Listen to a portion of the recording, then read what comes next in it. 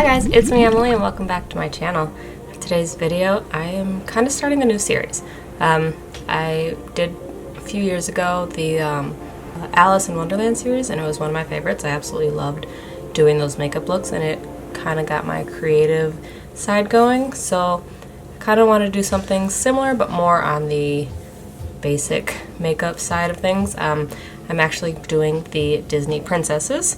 I know there's kind of like a difference between the original 6 or 8 that the 80s and 90s kids kind of grew up with, and now there have been some more Disney princesses added to the list. So I'm not really sure which ones I'm going to do yet, whether they're the older ones or the newer ones. But for today's video, I am starting off with one of my favorite Disney princesses, which is Ariel. I'm not really sure why she's my favorite.